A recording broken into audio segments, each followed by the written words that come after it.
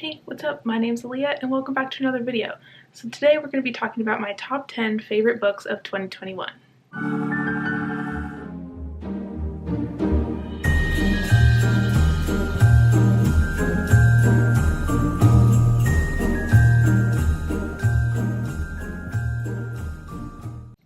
So I have a list of 10 books to share with you, and they are in order, so 10 being the least favorite of my favorites, and then number 1 being my most favorite of the year. Now, I do kind of have a tie for my top 2 favorites of the year because I really can't decide because the two books are very different. But other than that, everything is pretty much in order. I had a really strange reading year this year. I think I read a lot of books that I did not have on my TBR that I got from the library, and through reading those books I figured out that I actually don't know my reading taste at all. So it turns out I really like middle grade, and I really like sci-fi and romance and a lot of genres that I have not been picking up recently. So this is a very diverse list of books. We have all kinds of things in this list, and I'm really excited to share them with you. So let's get into it. So number 10 is The Girls I've Been by Tess Sharp.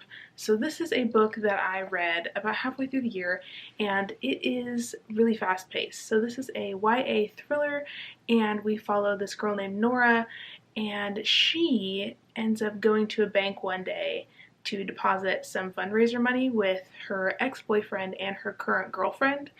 And then once they get into the bank gets robbed and they become hostages who are stuck in a bank. And so we follow Nora as she tries to get out of the situation. And as it just so happens, Nora grew up with her mother, who was a con artist, who taught her how to con people out of their money, essentially. So Nora is trying to use her con artist skills from her childhood to con the bank robbers into letting them go. And one thing leads to another, and things hit the fan. So this was a crazy book. I absolutely loved this. I think I heard about this book from Boston Reads.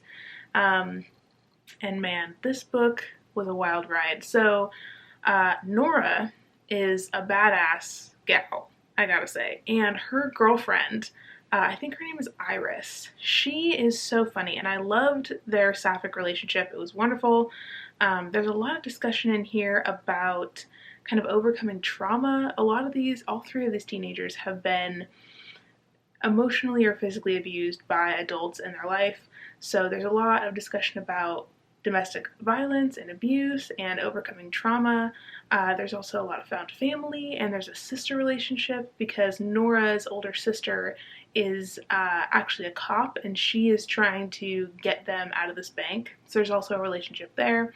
And I really liked this book because the chapters alternate between the present when they're in the bank and Nora's past when she was growing up with her mom. And her mom had all of these like abusive boyfriends and husbands and stuff that Nora interacted with. And so anyways, it is fast-paced, it's violent, honestly, it kept me on the edge of my seat the whole time. It was great and I loved it. So that's number 10. And then number 9 on my list is Artificial Condition by Martha Wells. So this is book 2 in the Murderbot Diaries novella series, and this is an adult sci-fi novella. And we follow Murderbot from the first novella, and Murderbot is on another adventure, another mission kind of, but in this one he has gone totally rogue, and he's going back to the planet where he first hacked his governor module and became like a rogue robot. So Murderbot is basically a construct, so he's mostly a robot, but he does have like some human like body parts and stuff. And so Murderbot teams up with this transport vessel called Art, and their banter back and forth is absolutely hilarious. This was so funny and so fun. And Murderbot is basically on a mission to figure out what happened to him in this massacre that happened many years ago that he was a part of, that he thinks he caused, but he goes on a mission to see if that's actually true or not. And it's very interesting, and I really enjoyed it a lot. I can't say too much because it is book 2 in a series, but I highly recommend the Murderbot Diaries series if you haven't read it yet. So number 8 is The Creeping Shadow by Jonathan Stroud. So this is book 4 in the Lockwood & Co. series, and I think this is my favorite book in the series. So Lockwood & Co. is this middle grade spooky ghost series, and we follow these 3 characters, Lockwood, Lucy, and George, and they work together at this psychic detective agency where they basically help people get rid of the ghosts in their house. So this is set in an alternate version of London where there's a big ghost outbreak. So for one reason or another, ghosts are a big problem in this world, and there's a lot of ghosts that are coming back and haunting businesses and houses and things, and children are the only ones who can see these ghosts, and it's a big problem because if a ghost touches you, you die. So the children are working in these psychic detective agencies to track down ghosts so that they can protect everyone in these cities from dying. So anyways, this 4th book in the series was so good. It was so funny. It explored a lot of things about the ghost problem and what's causing it, and we got to see a lot more interaction with Lucy and George and Lockwood. And they end up going to this little village in this book, and the village is like super haunted and a lot of the people are dying, and so they're trying to figure out what is causing all these hauntings here, why is this such a hot spot for ghosts, and how can they stop it. And this ghost in this little village is like out in the middle of nowhere in the English countryside, and it's really cool. There's like a little tavern there, and there's an old creepy church, and it's just really atmospheric, and I really loved it. So highly recommend the Lockwood & Co. series if you haven't read it. It is one of my favorite series of all time. Alright, going into number 7 is Amari and the Night Brothers by B.B. Alston. Actually, I have a physical copy, I'll show you. Amari and the Night Brothers. So this is another middle grade, and this is a middle grade fantasy, and we follow this young girl named Amari who is trying to find her brother because her brother Quentin has gone missing and the case has gone cold. The cops can't find him, so Amari is kind of searching for clues. She's looking around. She's doing a little sleuthing trying to find him. And she goes into his bedroom one day and she finds this ticking briefcase. And she opens the briefcase, and then the story kind of goes from there. And Amari finds out that there's this magical world that her brother was a part of. And she ends up getting involved in this world. And she ends up discovering that there's this place called the Bureau of Supernatural Affairs. And she ends up going there and kind of training to be basically a magical agent. And so it's really cool. This book is so fun. There's also some like really lovely like little illustrations in here and things. Let's see if I can find one for you.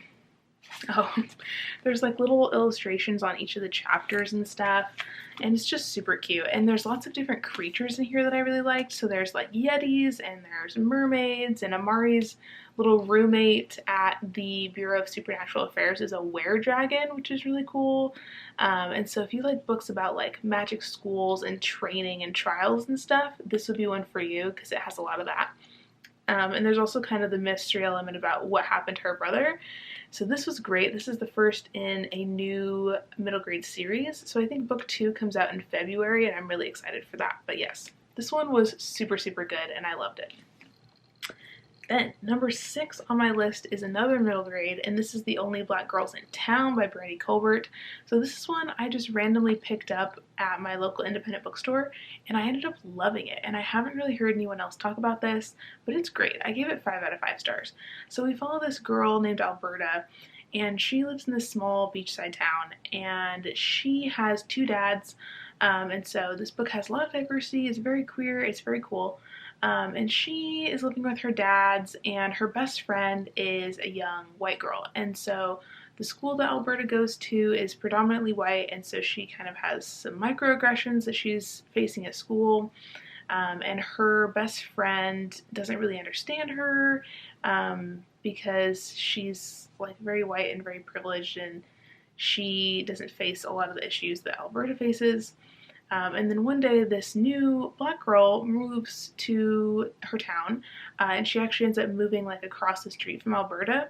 And so they kind of end up becoming friends, and there's like this little mystery that they're trying to solve, and things kind of go from there. It's very sweet, it's very cute. I love the beachy setting. There's a lot of like surfing and stuff, and the mystery element was really cool. There's also some like letters in this book, and the letters like play into the mystery element, and that was really cool too. And it discusses a lot of things about like race and class and queerness and friendship and like navigating middle school and being like, 13 years old and trying to figure out who you are and who you should be friends with and kind of trying to just find your place in the world. And it was really, really good. So if you haven't read this yet, I definitely recommend it. It was so sweet. I think it's one of the sweetest books I've read in a really, really long time. Then, number 5 on this list is a very different sort of book. So this is Hurricane Season by Fernanda Melchor. This is a book I just randomly picked up from the library and I didn't even really know what it was. It's extremely dark, so know that first and foremost. It's about this village in Mexico, and there was a witch living in this town, and the witch has been murdered. And basically everybody in the town is trying to figure out who killed the witch. But it's actually a lot more than that. That's just kind of what the synopsis tells you. So really this is a book about generational trauma. It's about queerness. It's very violent. It's about all the people in this community and how all of their trauma is like interconnected, and how it ties into like poverty and just the way that trauma can be so generational and like build over time. It's also about queerness. There's multiple queer characters in here who are in the closet, and it also plays into the violence that occurs in this book as well. There's also a character who's a young girl who becomes pregnant, and also trigger warnings in here for, oh my gosh, abuse, sexual assault, grooming, abortion, all kinds of things. If you can think of a trigger warning, it's probably in this book. It's very dark. It's a very short book, but it packs a serious punch. But this is one of my favorites of the year because it really stuck with me.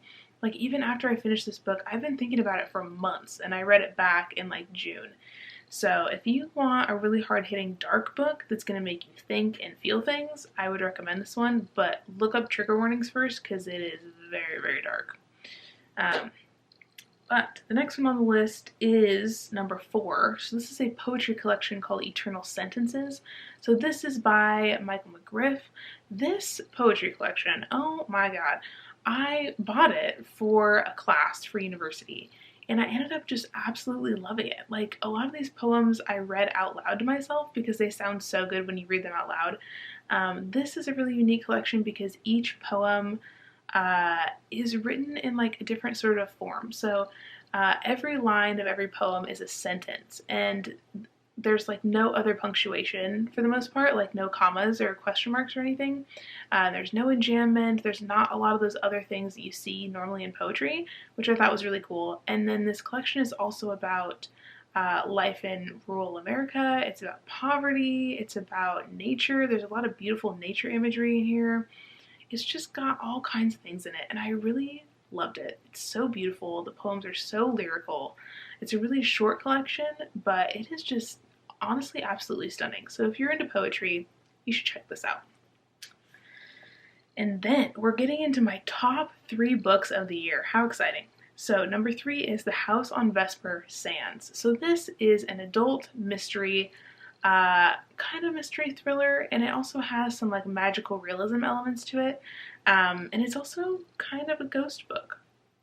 But this is a really interesting mystery. It's set in London in the 1800s and set in the winter, and it's about this detective and he teams up with this young man named, his last name is Bliss. They call him Bliss.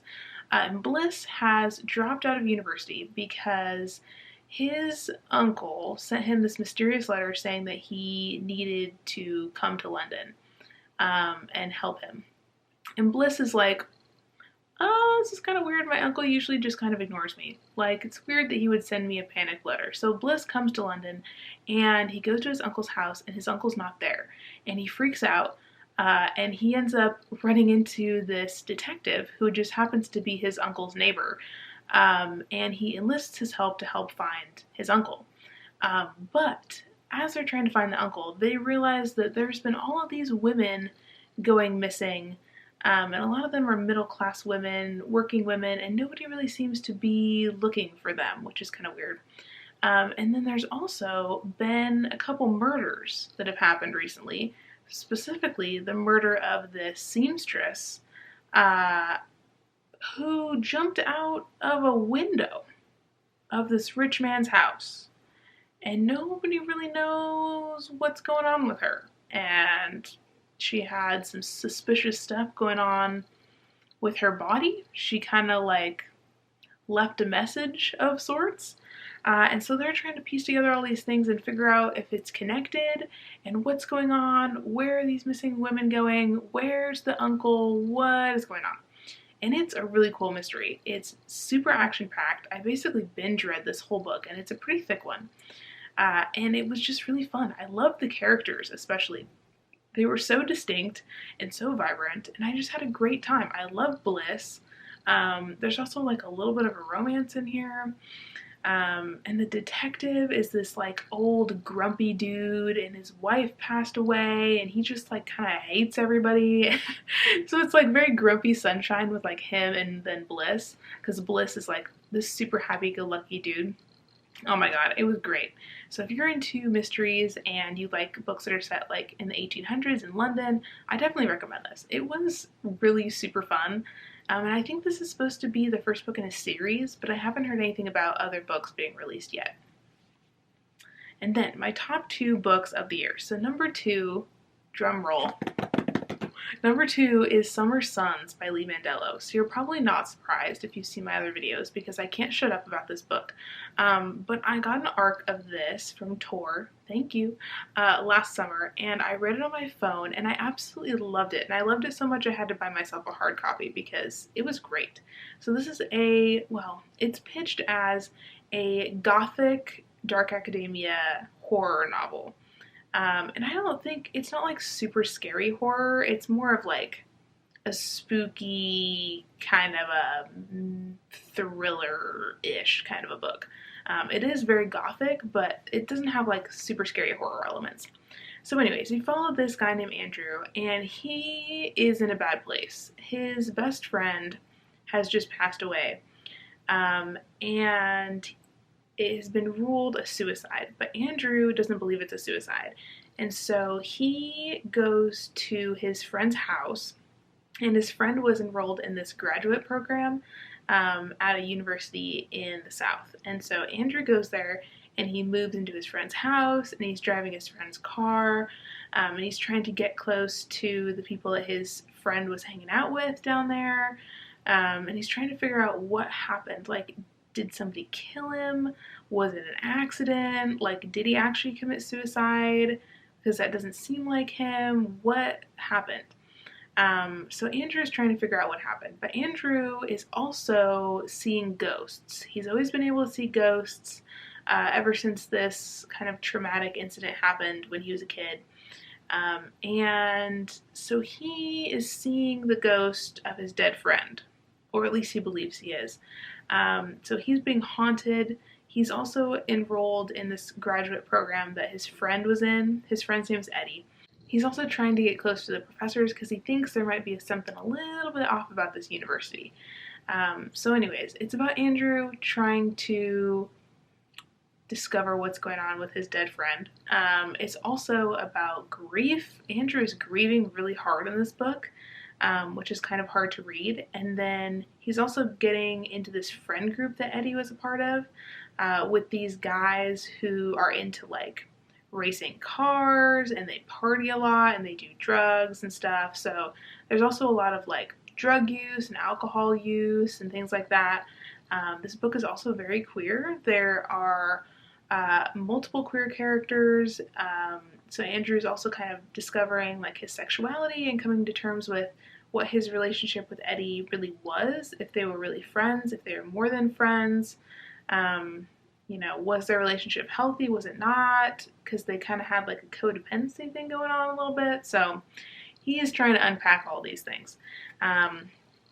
And it was honestly so good. It's fast paced, it's exciting, there's some spooky ghost stuff going on, there's some seriously cool Southern Gothic vibes, dark academia vibes.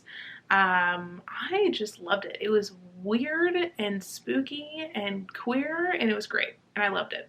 So I know some other people have not loved it, but I disagree. I disagree. So anyways, I would say read that if you're into ghost stories and Southern Gothic vibes, because if you're into that, I think you'll like this. But if you're not really into ghost books, or you are looking for something that's going to be like hardcore horror, then don't pick this up, because it's not that. Alright, and then number one. Well, what I think is number one. This is tied with Summer Sons for my number one book of the year. And that is The Lady Upstairs by Haley Sutton. So you're probably a little surprised to see this on this list. Not very many people have read this book, I don't think. I heard about this from Riley Marie. I know this was on her TBR, but I don't think she actually ended up picking it up. And I don't think many other people have reviewed it on BookTube either. But this is a noir thriller, and it's sapphic. And it's just like a short little book. And I'm really excited because I just got a hard copy. And this is about this woman named Jo, and she lives in LA, and she works for this agency who's run by this mysterious woman called the Lady Upstairs. Nobody knows who she is, and at this agency they basically blackmail rich men for money, and a lot of these men are like bad men. They're like people who have abused women. A lot of them are in like Hollywood and stuff, or they're actors or producers or whatever, and they kind of like blackmail these men and like release like scandalous footage of them and stuff to try and like tarnish their reputation and get money and stuff from them. And so that's what this woman Jo does. She basically blackmails these men. But one day something goes awry on one of her cases, and a man ends up murdered, and she has to find a way to brush it under the rug, solve the problem. And also her boss, the Lady Upstairs, is mad at her. She owes the lady money, and the lady is not happy that this man has ended up dead. And so Jo ends up going and doing some risky stuff to try and get out from under the lady's thumb and also kind of fix her mistakes. Now, this book is a wild ass ride. It's violent, people are getting murdered, people are doing drugs, there's some sexual stuff, there's a lot of drinking, there's some sapphic scenes, there's some sex scenes, there's some crazy shit happens in this book, can I just say, and I loved it. Also, Jo and all these other main characters are super morally gray, and I never knew what they were going to do next. It was wild, and I absolutely loved it. I binge read this. I was on the edge of my seat. 10 out of 10. Would recommend if you want a noir thriller. It has all these, like, I don't know how to explain it. It's like these extravagant, like, fancy, rich vibes. There's a lot of blackmail and betrayal and all kinds of stuff going on here. Seriously, this was so fun. It was just such a good time. I need to pick up some more noir thrillers, because if this is what they're all like, then I want to read tons of these. They're great. So anyways, that is my last book I have for you. Let me know in the comments what your favorite books of the year were, because I would love to know. If you have not subscribed, I would love it if you consider doing so. I post videos every week. That is all I have for you today. I will see you very soon in another video. Bye!